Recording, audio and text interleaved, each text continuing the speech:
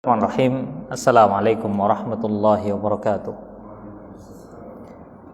Alhamdulillahirabbil alamin wassalatu wassalamu ala asyrafil anbiya'i wal mursalin sayyidina wa habibina wa syafi'ina wa maulana Muhammadin wa ala alihi wa ashabihi wa tabi'in wa man tabi'ahum bi ihsanin ila yaumiddin wa sallama tasliman katsiran ma ba'du. Alhamdulillah, bersyukur pada Allah Subhanahu wa taala atas kenikmatan yang Allah berikan kepada kita.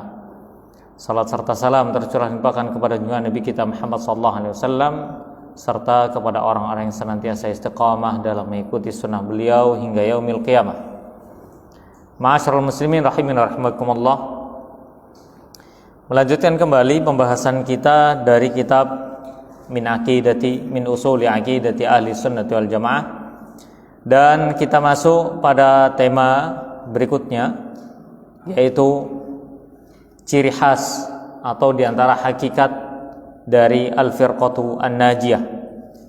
Ma'asyiral muslimin rahimin rahimakumullah, kita mungkin mendengar nama ini al-firqatun najiyah, ya, al-firqatun najiyah, kemudian at-taifah al-mansurah dan nama-nama dan yang lainnya.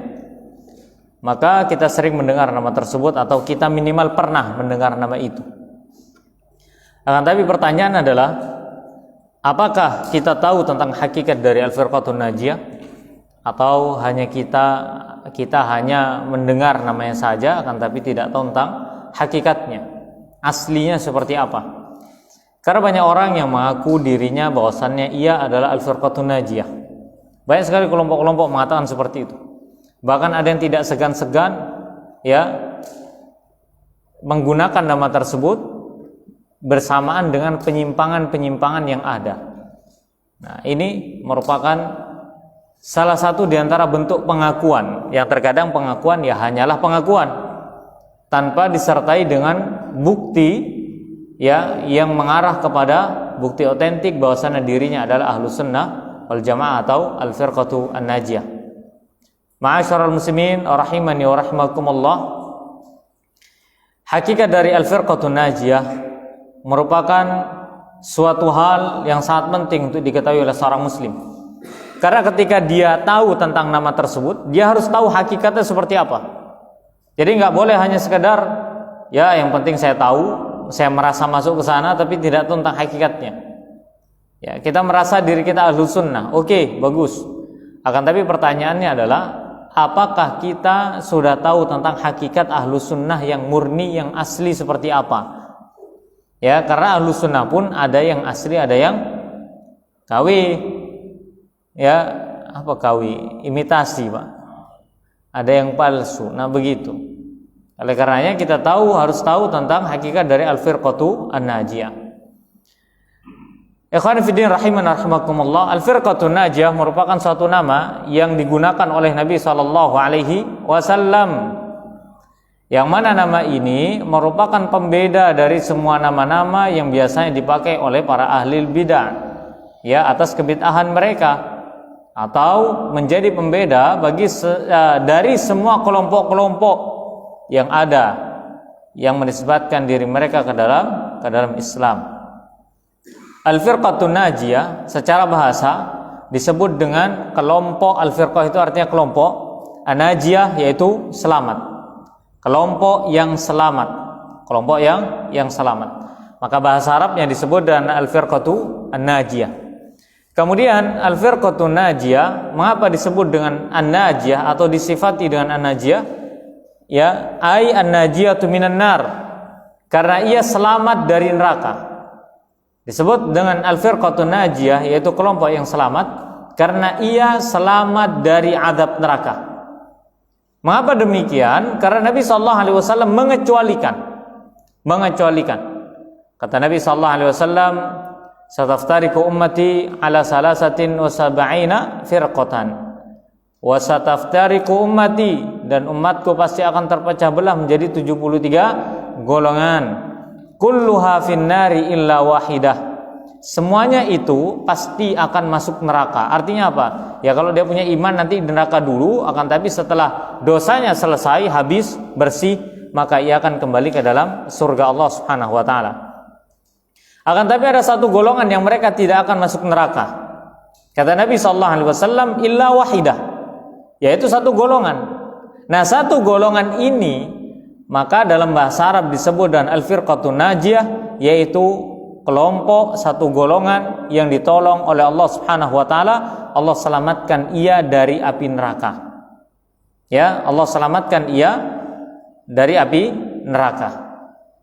Dan al-firqatun najiyah, satu golongan ini merupakan satu golongan yang istimewa yang telah Allah Subhanahu wa taala dan Rasulnya berikan untuk mereka berupa keistimewaan dan kedudukan yang tinggi, sehingga mereka menjadi orang-orang yang selamat dari api neraka, yaitu dia masuk surga tanpa hisab, tanpa azab. Ya, oleh karenanya setiap umat Nabi sallallahu alaihi wasallam itu pasti masuk surga. Ya, kullu ummatin yadkhulunal jannata illa man aba. Setiap umatku pasti akan masuk surga, kata Nabi, illa man aba, kecuali orang yang enggan. Jadi ada orang disuruh masuk surga tapi nggak mau. Ada nggak? Ada. Kita kalau dikasih bantuan gitu, siapa di antara kita yang nolak? Ada yang nolak nggak, Pak? Nggak ada yang nolak. Ya, gratis ini bantuan sosial begitu, yang meringankan beban hidup kita, maka kita akan menerimanya. Nah, ini ada orang yang enggan masuk surga tapi nggak mau masuk surga. Disuruh masuk surga nggak mau. Aba, dia enggan. Maka sahabat pun sampai heran. Qalu, "Wa man ya'ba ya Rasulullah?" Ya Rasulullah, siapa di antara manusia yang enggan masuk surga? Kata Nabi sallallahu alaihi wasallam, "Man ata'ani dakhalal jannah wa man 'asani faqad aba." Siapa yang mentaati aku, dia pasti akan masuk surga. Dan siapa yang bermaksiat, tidak mau taat kepadaku, maka ia pasti masuk neraka. Artinya apa? Dia enggan untuk masuk surga. Jadi tanda-tanda seorang hamba itu enggan masuk surga dan ia lebih memilih masuk neraka adalah ketika ia tidak mau mentaati Allah dan Rasulnya, lebih memilih untuk bermaksiat dan berpaling dari Allah Subhanahu wa taala dan Rasulnya.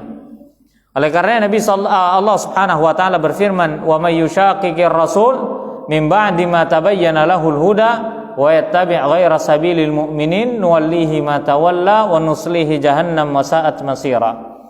Kata Allah Subhanahu wa taala, "Wa may yushaqiqir rasul."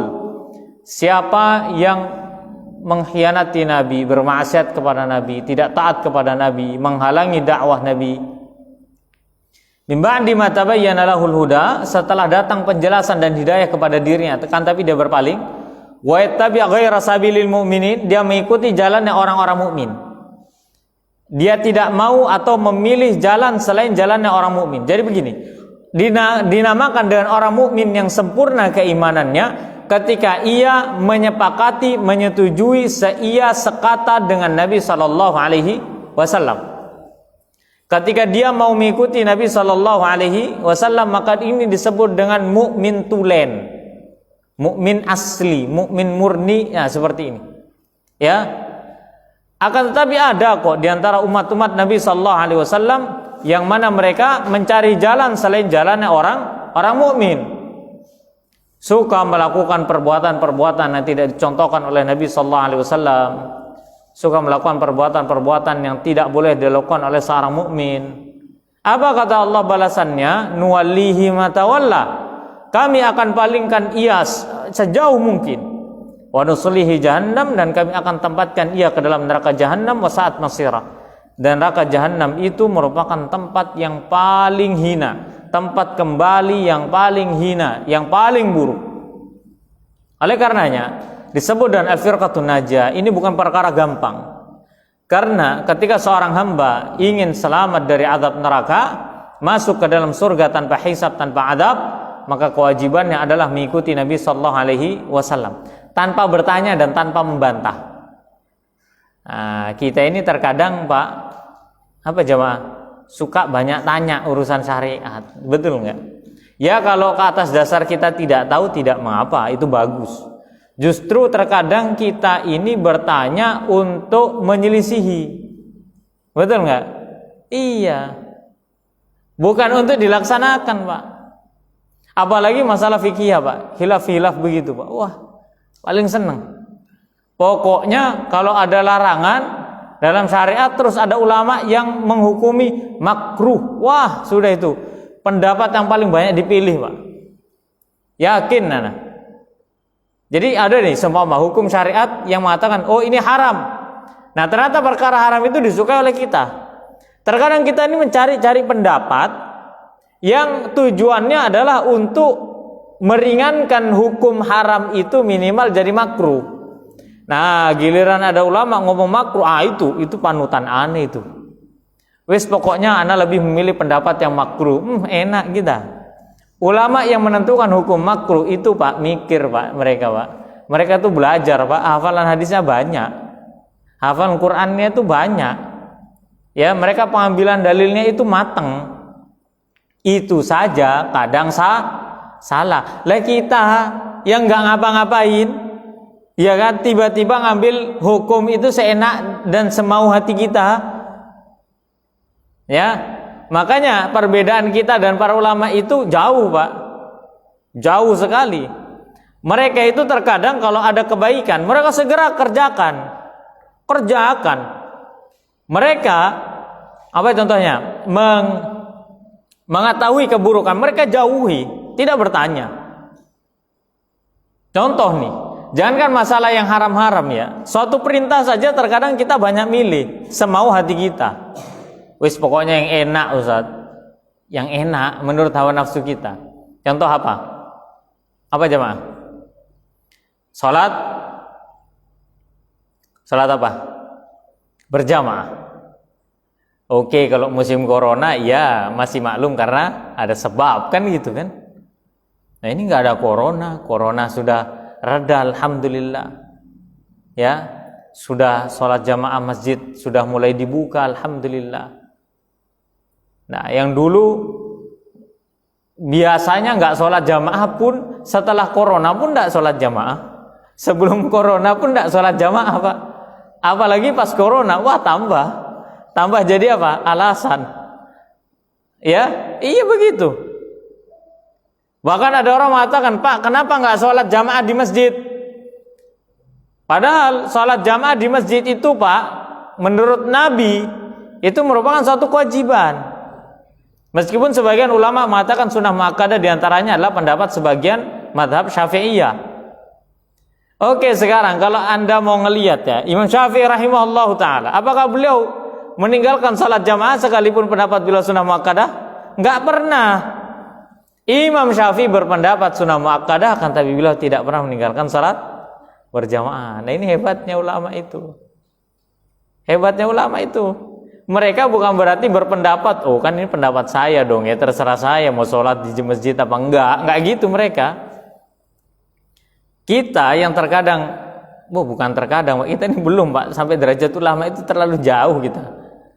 Akan tetapi kalau suruh sholat berjamaah, ana milih pendapat Syafi'i. Imam Syafi'i aja tidak meninggalkan. Ya, ini perkara perintah, apalagi yang diharamkan sama syariat. Gimana kita mau selamat dari api neraka? Lah kalau kita dalam masalah syariat saja kita pilih-pilih sesuai dan hawa nafsu. Mending kalau kita milih mana yang terbaik daripada yang baik, maka itu bagus. Sabiquna bil khairati biidznillah. Orang-orang yang senantiasa berlomba-lomba dalam kebaikan dan izin Allah. Nah, ini bagus. Tapi ada orang yang memilih-milih. Contoh apalagi yang hukum haram makruh. Rokok contohnya. Wah, ini asik ini kalau bahas rokok ini. Ya. Begini, Pak. Coba tunjukkan ulama yang itu ya, yang bagus keilmuannya, yang mengatakan rokok itu tidak haram. Ana yakin yang mengatakan makruh itu yang ngerokok, sekalipun dipanggil ulama. Iya kan? Iya. Padahal kata Allah Subhanahu wa taala berfirman, wala tulqu bi aidikum ila tahlukah. Jadi Al-Qur'an itu global, Pak. Janganlah engkau menjatuhkan dirimu kepada kebinasaan apapun itu. Jadi jangan menjatuhkan diri, jangan melakukan sesuatu yang bisa menyebabkan kita binasa. Contoh, tidak usah rokok sudah, rokok pro kontra. Sampai kalau diabetes, hukum makan gula apa? Konsumsi gula. Hukum asalnya mubah, Pak. Mubah kan? Mubah. Makan gula itu, konsumsi gula itu mubah. Kata siapa? Haram. Nggak percaya? Lihat sampai ke minimarket ada logo MUI lagi. Ya kan? Nah, akan tetapi ketika gula itu menjadikan seorang itu binasa karena sebab orang itu punya diabetes, apa hukumnya mengkonsumsi gula saat itu? Nggak boleh. Gula saja bisa berubah, yang hakikatnya awalnya memang mubah. Apalagi rokok yang hakikatnya dari asalnya nggak ada baik-baiknya. Nggak ada baik-baiknya rokok. Itu hanya mencari-cari alasan saja, betul kan? Iya. Kalau baik yang buat rokok pasti ngerokok, Pak. Bosnya bos rokok itu pasti merokok. Tapi faktanya apa? Bos PT pembuat rokok itu tidak merokok karena dia tahu ini rokok berbahaya. Orang berpendidikan tidak seperti itu gitu loh. Nah ini, oleh karenanya terkadang orang lebih mencari-cari. Gimana Pak Ustadz hukumnya rokok? Oh haram. Wah, Anda tidak setuju sama Ustadz ini karena rokok masih haram. Dia bertanya itu baru selesai matiin rokok, baru bertanya. Nah itu masalahnya. Ya kan Pak? Jadi terkadang orang nanya hukum rokok itu dimatiin dulu rokoknya di luar musola, di luar masjid, baru masuk, tanya, keluar, diambil lagi kadang. Karena pernah itu subhanallah, pernah ini luar biasa, ini kejadian unik luar biasa, entah enggak tahu, ana enggak bisa mikir itu. Jadi ada orang laki, Pak, mau masuk minimarket. Ya yang warna biru itulah. Ya kan? Itu kan biasanya di tempat di depannya itu ada tempat sampah yang dari aluminium, bukan aluminium, stainless itu kan, yang ada lubangnya kayak donat itu tengahnya. Samping-samping kan biasanya buat rokok itu kan. Sedot ditaruh dulu, Pak. Itu ada rokok berjejer, Pak. Dia masuk ke dalam. Habis itu anak kasir duluan, seret, anak keluar, anak liatin aja. Ini orang ngambilnya gimana? Dia ngambil secara acak. Dari rokok-rokok yang ada itu diambil secara acak. Mungkin kalau kita mengatakan Ustadz, orang rokok itu dia tahu mana rokoknya mana bukan. Lah masalahnya kalau covernya sama, mereknya sama, gimana? Kemungkinan besar itu sudah mudarat sudah. Anda tidak habis pikir kenapa ya? Rokok yang sudah dia taruh di tempat sampah itu kan tempat sampah. Kok nggak jijik gitu loh? Dia ambil lagi, dia masukkan ke mulut lagi, sambil ngomong ini makruh. Ya, kadang begitu. Oleh karenanya dalam mengambil istinbat hukum itu kita nggak boleh sesuai dengan hawa nafsu. Apalagi mengambil hukum itu, hukum syar'i, tujuannya adalah untuk membolak-balikkan. Ya, yang salah jadi benar, yang benar jadi salah. Ustadz, Pak Kiai, apa hukum pelihara jenggot? Dicukur jenggotnya, seruput rokoknya. Sunnah.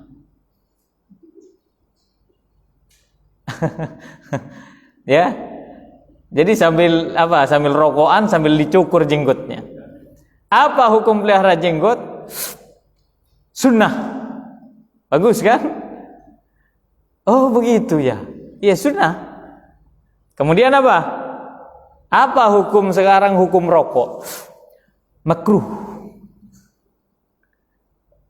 Orang itu melihat pendapatnya atau melihat penampakannya? Atau lihat amalannya dia? Amalan, Pak. Akhirnya terbalik kan. Oh, hukum jenggot itu apa? Sunnah, berarti boleh tinggalkan. Betul kan? Oh, hukum rokok itu makruh, berarti boleh disedot. Nah, seperti ini yang membuat kita ini lalai dari kebenaran hakikatnya. Hakikatnya kita ini lalai dari kebenaran. Orang lalai itu bukan berarti orang nggak ingat, enggak. Tapi orang yang sudah tahu jalan kebaikan, ini benar, ini buruk, ini baik, ini tidak baik, ini sehat, ini tidak sehat, tapi dia kerjakan, itu orang lalai namanya. Ya, oleh karenanya al-firqatun najiyah, golongan yang selamat, ini adalah orang yang imannya benar-benar beriman kepada Allah, tanpa banyak tanya, tanpa banyak memilih mana yang harus mereka taati, mana yang harus mereka jauhi sepenuhnya. Oleh karena Nabi SAW membuat konsep dalam agama, wa ma amartukum bihi fa'tu minhu mastata'tu. Apa yang aku perintahkan untuk kalian itu kerjakan semampu kalian, jangan malah ditinggalkan. Ya, mana haitukum anhu fajtanibu wa ma amartukum bihi fa'tu minhu mastata'tu. Apa yang aku larang untuk kalian jauhi, enggak usah ditanya. Kenapa kok enggak boleh? Kenapa enggak boleh? Ini kan membantu segala macam. Ini kan ada manfaatnya segala macam. Betul kan? Enggak usah banyak tanya. Karena hukum asalnya apabila syariat merintahkan sesuatu pasti mendatangkan maslahat, dan ketika syariat itu melarang dari sesuatu pasti mendatangkan mudarat. Nah, ini bedanya kita dan al-firqatun najiyah itu beda, Pak. Karena apapun yang dilakukan oleh mereka, al-firqatun najiyah ciri khasnya mereka mengedepankan iman daripada hawa nafsu, daripada akal pikiran mereka. Ya, ma'asyiral muslimin rahimani wa rahimakumullah, di antara ciri-ciri al-firqatun najiyah, ya, yang kedua adalah mereka selalu berpegang teguh dengan kitabullah dan sunnah Rasulullah sallallahu alaihi wasallam. Mereka ini tahu bahwasannya Allah tidak menurunkan Al-Quran untuk disia-siakan. Iya kan? Allah itu nggak menurunkan Al-Quran untuk disia-siakan, enggak. Untuk dilalaikan, untuk ditinggalkan, enggak. Tapi Allah turunkan Al-Quran agar supaya dibaca, difahami, dipelajari. Setelah memahami, mempelajari, membaca, memahami, mempelajari, baru setelah itu apa? Dia harus mengamalkan isi dari Al-Quran. Itu fungsinya. Ya, itu fungsinya dari Al-Quran. Maka berpegang teguhlah dengan kitabullah, wa'tasimu bihablillah, dan bersatulah kalian di atas kitabullah, yaitu Al-Quran. Wala tafarraqu, dan janganlah kalian bercerai-berai. Ini peringatan dari Allah. Kita harus belajar Al-Quran. Kita harus berpegang teguh dengan Al-Quran. Bahkan ketika terjadi perselisihan, wa in tanaza'tum fi syai'in, apa kata Allah? Farudduhu ilallahi war rasul. Kembalikan semuanya kepada Allah dan Rasulnya. In kuntum tu'minuna billahi wal yaumil akhir, jika kalian beriman kepada Allah dan Rasulnya dan hari akhir. Ma'asyiral muslimin rahimani wa rahimakumullah. Setelah kita berpegang teguh dengan Al-Quran, artinya berpegang teguh tamasuk dengan Al-Quran itu bukan sekedar berpegang teguh biasa, ya. Kita imani isinya, kita baca lafadznya, kita pahami maknanya, kita imani huruf per hurufnya. Nggak boleh kita mengatakan, oh Al-Quran ada yang kurang, Al-Quran kelebihan, itu nggak boleh, itu kufur. Nanti akan ada penjelasan tentang masalah al-imanu bi kitabillah, beriman dengan kitab Allah Subhanahu wa taala. Ya, minimal kita tahu dulu bahwasanya beriman kepada kitab Allah dengan cara membacanya dan meyakininya bahwasanya itu adalah firman Allah, bukan karangan dari Nabi sallallahu alaihi wasallam. Maka ada orang mengatakan Al-Quran itu tidak relevan dengan zaman. Al-Quran itu tidak apa?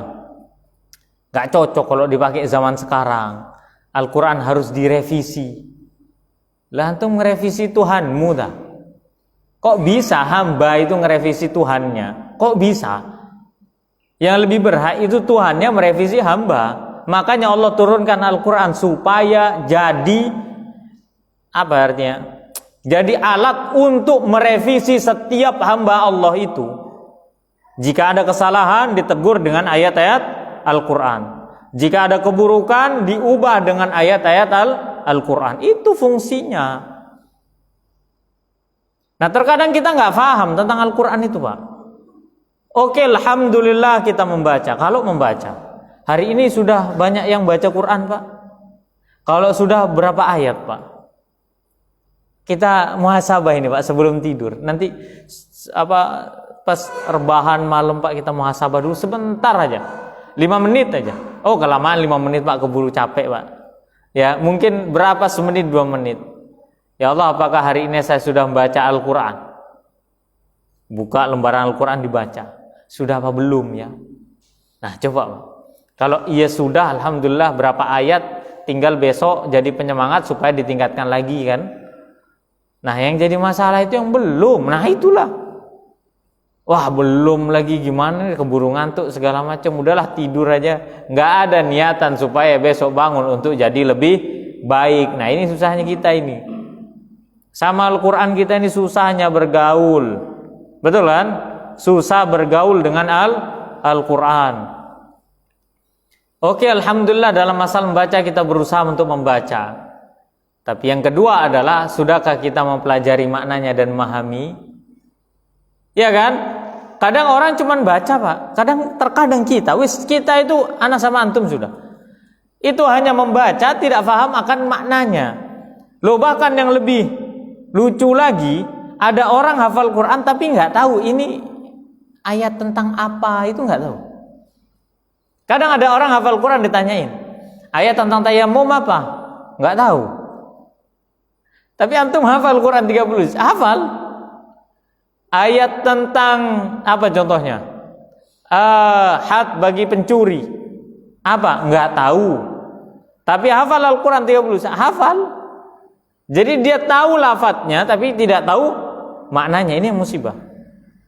Dan itu banyak terjadi. Sehingga Al-Quran itu penerapannya itu salah. Salah penerapan. Karena dia hanya bisa membaca akan tapi tidak bisa memahami. Contoh Pak. Contoh apa ini jemaah? Yang sering dibaca surat apa Pak biasanya? Wah, betul Pak itu Pak. Sepakat ana. Sepakat dan sepaket Pak. Oke, sekarang kita pernah dengar kan surat Yasin ya? Mungkin ada bahkan orang itu terkadang hafal surat Yasin tapi suruh ngaji tidak bisa Pak. Tapi hafal surat Yasin. Masya Allah ini. Ya, jenengan yang dulu sudah pernah menghafal surat Yasin, kemudian sudah ngaji, bukan berarti untuk dilupakan. Oh, anak sekarang anti Yasin. Enggak, hafalkan terus. Murojaah surat Yasin itu. Sudah hafal surat Yasin, lanjutkan ke surat-surat berikutnya. Jangan berhenti di surat Yasin saja. Karena kita menginginkan surga yang tinggi, bukan hanya sekedar satu surat, dua surat, tapi 114 surat. Coba yang sering dibaca surat Yasin apa? Hah? Pernah dengar di ayat berapa ya? Ayat 69 sama 70 Pak. Iya, kalau nggak salah ayat 69 sama 70. Kata Allah Subhanahu wa taala dalam surat Yasin, ya ayat 70, 69, 70. Nah, apa kata Allah dalam ayat 69? Wa ma'allamnahu syara wa ma yanbaghi lah. In huwa illa dzikrun wa qur'anum mubin. Wah, mungkin ada yang dulu pernah hafal langsung, wah ini tahu aneh ini. Ya, langsung memurojaahkan diri langsung Pak. Ya, kata Allah Subhanahu wa taala, kami tidak mengajarkan Muhammad yaitu Rasulullah yaitu syair. Allah enggak ngajarin syair ke Rasulullah. Atau yang semisal dengannya, enggak. Allah enggak ngajarin puisi, Allah enggak ngajarin tata bahasa Arab, Allah enggak ngajarin apa? Sekedar ngajarkan pantun, enggak. Allah enggak ngajarin itu. Tapi yang Allah ajarkan kepada Rasulullah apa? In huwa illa dzikrun wa qur'anum mubin. Allah mengajarkan kepadanya berupa zikr, yaitu Al-Quran, dan Quran yang jelas lagi mulia. Itu yang Allah ajarkan berupa bacaan Al-Quran. Apa sih fungsi Al-Quran yang Allah ajarkan kepada Rasulullah? Baca lagi di ayat 70 biar nggak salah faham. Ya, liyundzira man kana hayyan. Ini banyak orang nggak paham ini. Nyampe ayat 70 nggak paham. Apa kata Allah? Al-Quran itu diturunkan dan diajarkan kepada Nabi liyundzira man kana hayyan, agar supaya menjadi peringatan bagi orang yang hidup. Kita hidup, ya berarti kita berhak untuk mendapatkan peringatan dari Al-Quran. Sampai mati, tidak lagi wajib atau tidak wajib untuk mendapatkan peringatan dari Al-Quran. Selesai sudah. Paham sampai sini? Ini fungsi Al-Quran. Liundhira man kana hayyan, untuk memberikan peringatan bagi orang hidup. Wa yahiqqal qawlu 'alal kafirin, dan untuk menegakkan hujah atas orang-orang kafir. Itu fungsi Al-Quran. Dibaca oleh orang yang hidup supaya orang yang hidup ini mendapatkan peringatan dari Al-Quran, dapat himbauan dari Al-Quran, dapat nasihat dari Al-Quran. Kalau Anda sudah wafat atau kita sudah wafat, maka kita tidak ada kewajiban lagi untuk membaca dan mempelajari Al-Quran. Paham sampai sini, Pak?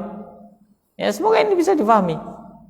Inilah terkadang Al-Quran itu dibaca kan tapi tidak difahami. Contoh kedua, ini realita banget ini. Ini realita yang Anda jumpai.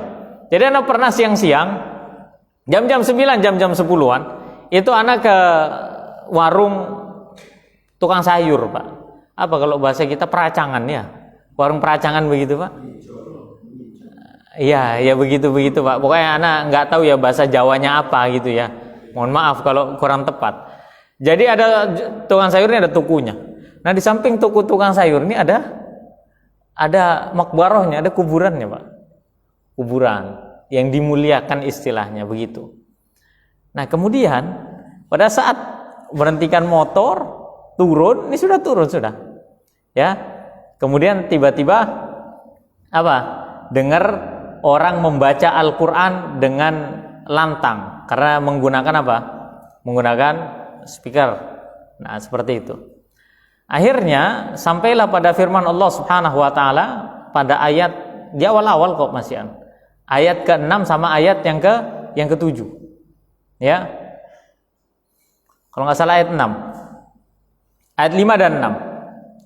Dia baca, "Wa man adallu mimman yad'u min dunillahi man la yastajibu lahu ila yaumil qiyamah wa hum an du'aihim ghafilun."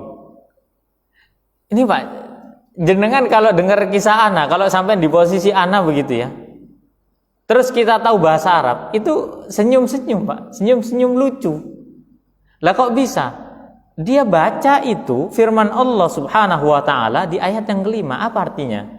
Siapa lagi orang yang lebih sesat, kata Allah, daripada orang-orang yang berdoa, yang meminta kepada selain Allah, yang mana objek itu yang dia minta tidak bisa mengabulkan apapun yang ia inginkan. Sampai hari kiamat gak bakal mampu dia. Dia minta kepada objek itu, kepada benda mati, orang mati ataupun yang lainnya, itu gak bisa dikabulkan sampai hari kiamat. Bahkan kata Allah, wahum an du'aihim ghafilun. Bahkan orang yang diminta itu gak bakal ngerti doanya itu kayak apa. Di ayat yang ke-5. Nah, lanjut lagi di ayat yang ke-6. Dia baca lagi, bahkan luar biasanya ayat yang ke-6 ini dibaca sampai 2 kali, Pak. Itu herannya. Ya, Anda sampai berpikir ini orang paham apa enggak ya? Apa ayat ke-6-nya? Wa idza husyiran nasu kanu lahum a'daan wa kanu bi'ibadatihim kafirin. Nanti di hari kiamat pada saat orang yang diminta ini dibangkitkan oleh Allah, maka mereka akan menjadi musuh bagi orang-orang yang meminta kepada dirinya. Bahkan orang yang diminta ini, kata Allah, mereka pasti akan mengingkari perbuatan-perbuatan orang yang dulu minta kepada dia. Oh, enggak percaya Pak, buka Qur'annya Pak, surah Al-Ahqaf ayat 5 sampai 6. Yang terjemahannya cetakannya Kemenak. Wis, fair kan? Kita ngaji Quran ya kayak gitu, harus kita pahami, kita baca terjemahannya supaya kita tahu. Ya, syukur-syukur kita baca kitab tafsir para ulama tentang ayat ini. Silakan baca, Ibnu Katsir sekarang sudah banyak kok terjemahannya. Kalau sampai bisa pakai HP ya silakan cari PDF-nya ada. Maka disinilah terkadang kita kurang bergaul dengan Al-Quran, kurang memahami Al-Quran. Kita mengamalkan sesuatu akan tapi ternyata bertentangan dengan Al-Qur'an yang kita baca. Na'udzubillah. Kemudian yang kedua, setelah berpegang teguh dengan kitabullah, yang kedua adalah berpegang teguh dengan sunnah Rasulullah sallallahu alaihi wasallam. Nah, ini berpegang teguh kepada sunnah Nabi itu wajib, Pak. Wajib. Dan nggak bisa kita tawar. Ustaz, nggak apa-apa kan anak nggak ngikut sunnah, Ustaz. Yang penting anak kan muslim. Ya nggak apa-apa sih. Kalau kita masih pengen nongkrong ke neraka dulu nggak masalah, gitu. Kalau pengen kumpul sama Nabi ya harus diikuti sunnah Nabi Sallallahu Alaihi Wasallam. Meskipun itu berat. Masa mengikuti sunnah berat? Ya, mengikuti sunnah itu berat. Seorang yang mengikuti sunnah bukan sekedar dia mengikuti sunnah kemudian berhenti. Ini peringatan buat kita ya, yang kita sudah merasa anak kan sudah ngaji, anak sudah ngikut sunnah, tapi setelah itu dia nggak pernah hadir kajian, dia nggak lagi terlihat berusaha mengistiqomahkan diri, mempertahankan sunnah. Dapat nikmat sunnah itu kenikmatan yang mahal. Kenapa? Karena dengan nikmat sunnah tersebut akidah kita itu lurus. Betul nggak? Amalan kita itu jadi ada dalilnya. Terus apa lagi? Hati kita lebih lapang dan lebih bersih, lebih tenang dalam menjalankan ibadah. Apalagi fungsinya? Kita ini bisa mendapatkan mahabbatullah, kecintaan Allah. Di antara manfaatnya lagi, Allah tinggikan derajat orang yang mengikuti sunnah. Allah bela mereka, Allah lindungi, Allah tolong. Tapi terkadang kita ketika sudah mengakui bahwasan diri kita sudah kenal sunnah, kan tapi tidak mau meneruskan lebih jauh dan mengistiqomahkan diri. Bahkan terkadang orang, naudzubillah ya mohon maaf Pak, kalau kita belak-belakan aja ya. Karena untuk peringatan untuk diri anak pribadi dan untuk jenengan semua. Jangan merasa bahwasannya kita ini sudah banyak dan sudah jauh dalam mengikuti sunnah. Masih banyak kok perkara-perkara sunnah yang kita tidak tahu. Betul kan? Apa contohnya? Kadang kita hanya ikut-ikutan tapi nggak tahu kalau ini hukumnya sunnah. Apa contohnya Pak?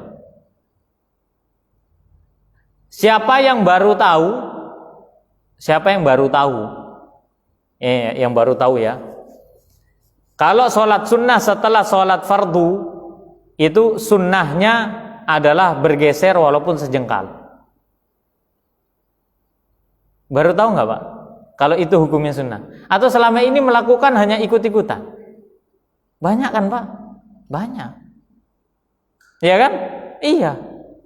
Itu baru satu perkara. Belum perkara-perkara yang kecil-kecil yang terkadang kita tidak tahu kalau itu adalah sunnah. Nah itu.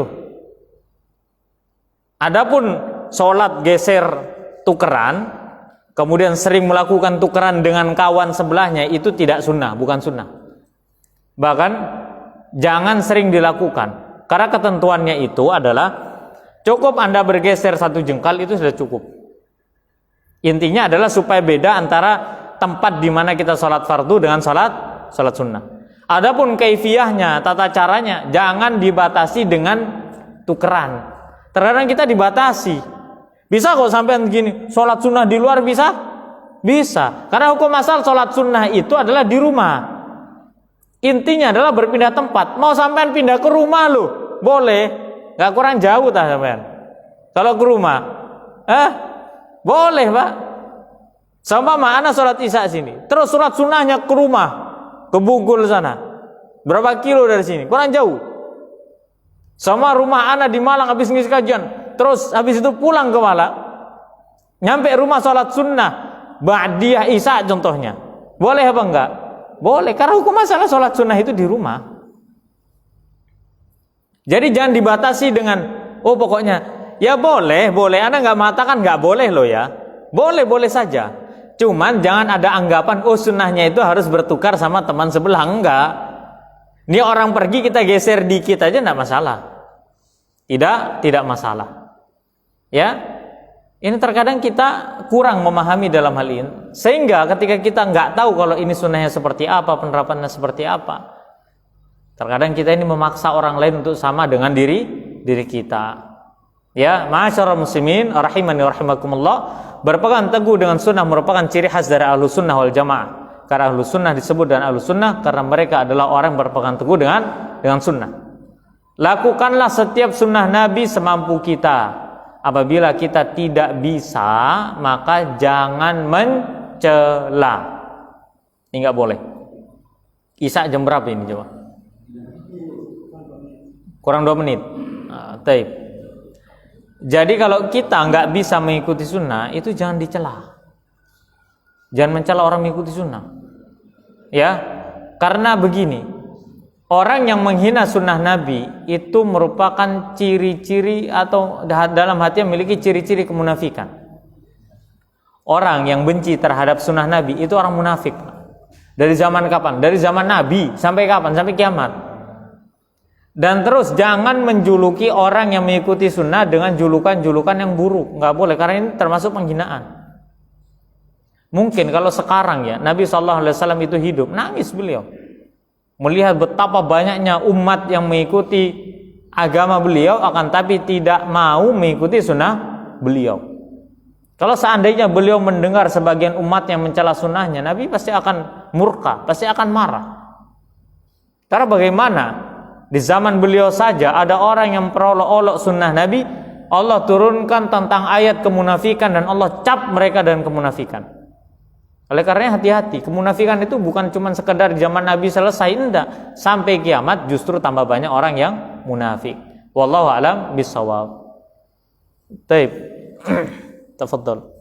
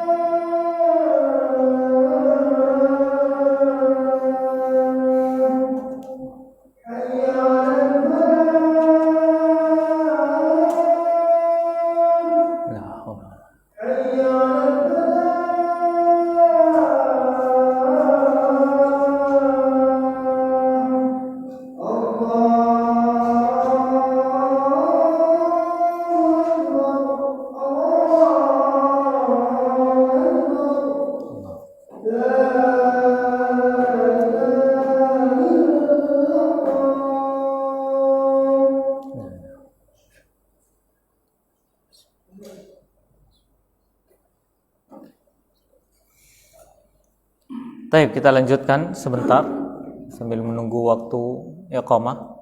Berapa menit? 5 menit ya? Cukup 5 menit? Cukup insyaallah. Ya Pak, jangan panjang-panjang Pak. Baik. Kemudian di antara ciri-ciri firqatun najiyah selain berpegang teguh dengan Al-Quran dan Sunnah, di antara yang ketiga adalah mereka senantiasa mengikuti jejak para salafus salih dari kalangan para sahabat, tabi'in dan tabi'u at-tabi'in. Kenapa kita harus mengikuti sahabat? Kenapa? Karena mereka adalah orang terdekat yang tahu tentang kondisi Nabi Shallallahu Alaihi Wasallam. dan wahyu yang Allah turunkan kepada beliau, mereka itu tahu kapan, di mana, pada saat apa Rasulullah turun wahyu kepada beliau, mereka mengetahuinya. Dan mereka adalah orang yang pertama mendengar wahyu disampaikan dari lisan Rasulullah. Oleh karenanya tidaklah syariat ini sampai kepada kita dengan kemurniannya kecuali apabila kita mau untuk mengikuti jejak para sahabat. Sahabat itu harus diikuti. Sahabat itu merupakan pokok dari agama ini. Karena yang membawa syariat setelah Nabi SAW wafat adalah disampaikan oleh para sahabat. Oleh karena tugas kita adalah mengikuti jejak mereka dan jangan menyelisihi mereka. Karena menyelisih sahabat sama halnya kita mencari jalan baru selain jalannya para sahabat. Kemudian alasan lain mengapa kita harus mengikuti sahabat? Sahabat adalah orang yang sudah dijamin masuk surga oleh Nabi SAW. Dan sahabat ini istimewa. Oleh karenanya Allah jamin mereka dengan surga. Kenapa sih mereka itu dijamin surga? Karena iman mereka itu nggak bisa ditandingi, Pak. Luar biasa imannya. Oleh karenanya patut dan pantas Allah menghadiahkan mereka surga sekalipun mereka masih hidup. Maka disebut dengan al-asratul mubasysyaruna bil jannah, 10 orang yang dijamin masuk surga. Penghuni perang Badar itu masuk surga, pasti masuk surga. Para sahabat pasti masuk surga. Karena mereka sudah dijamin masuk surga oleh Allah dan Rasulnya.